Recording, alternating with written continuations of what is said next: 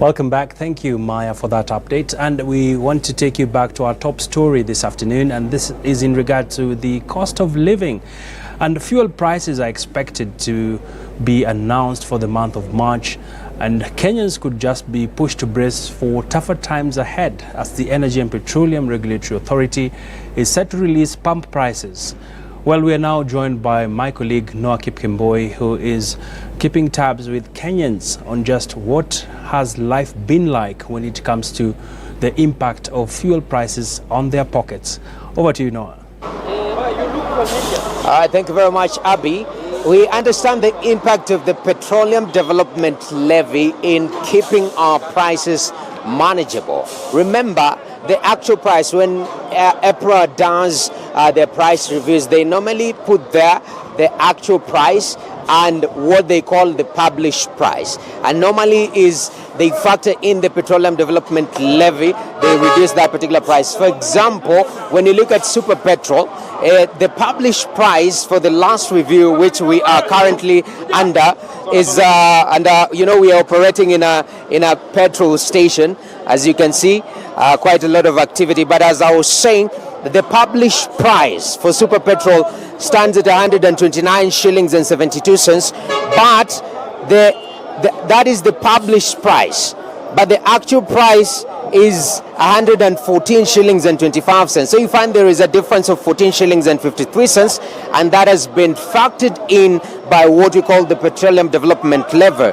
Remember, there's Energy Principal Secretary Andrew Kamau appeared before Parliament the other day, and he said this particular levy is facing quite a number of challenges. The last time it had a figure of 55.71 billion shillings, which again there's been a little bit of a hiccup in terms of collecting, which is quite a challenge. So question will be, what happens, okay, if prices change today based on what is happening globally, based on the average price of fuel? What will happen? But bottom line is, nobody cares what is happening globally. Everyone cares, how does it impact on my pocket at the end of the day? What are the bottom lines on my business as an individual or as a company? Right now, I'm joined by this particular gentleman. Habari mkubwa? Nzuri sana. Wewe uko na kampuni gani hapa? Niko na Kinato Sacco.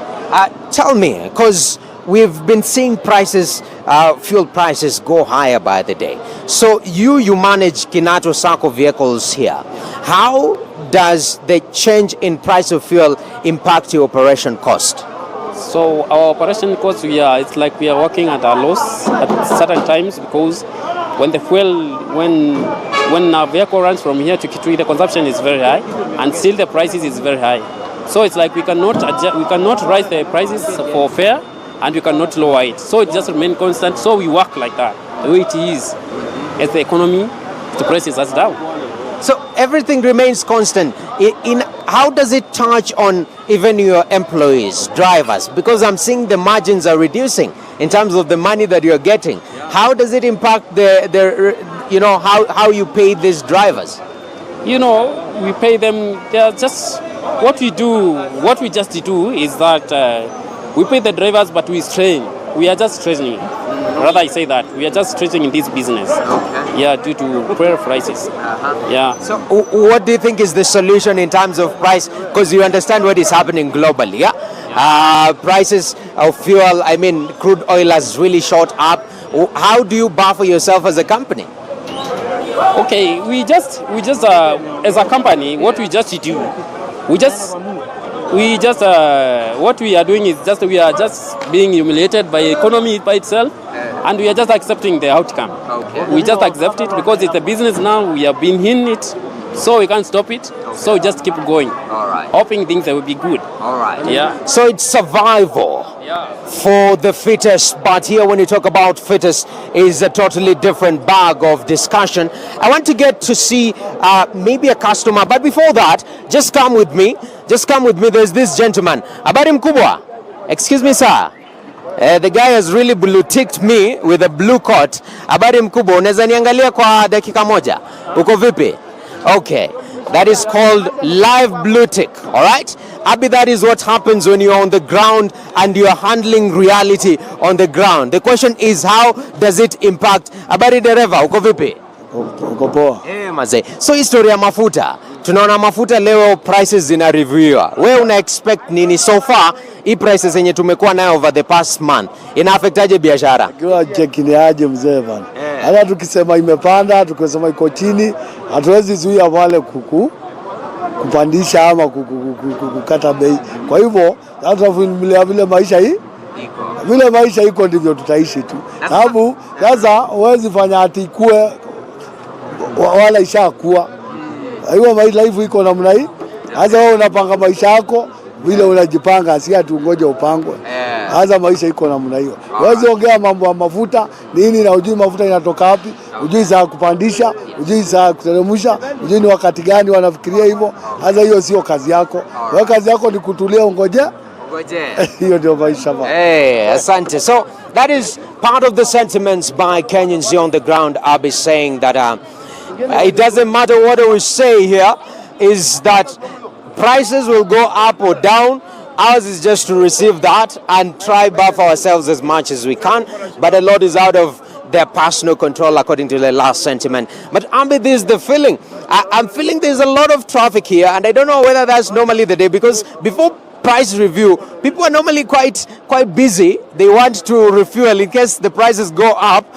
They at least they fuel their cars. But here there's been constant flow of matatus. We understand is one of the hubs for matatus refueling. That's the situation on the ground, Abi. We're just waiting for the Energy and Petroleum Regulatory Authority to see the prices that they have for us at the end of the day.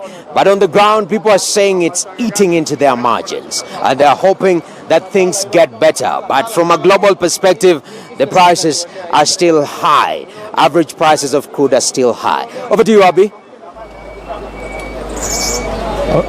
All right, Noah, just in less than 30 seconds, perhaps, if you can hear me, I'm just curious to find out, are we seeing a number of the Kenyans that you've been able to speak to? What is their take really on if the prices remain the same? Well, Abi, that's the situation, because Kenyans, in essence, we are people who are climatized pretty fast. Yes, we will tell the government that these prices, they're a little bit unmanageable, but we are climatized and change with the situation. So what I'm getting here is that there is the element of whatever price, we'll work with that, but just know it's eating into our bottom line. So it's survival for Kenyans, Abi. Over to you.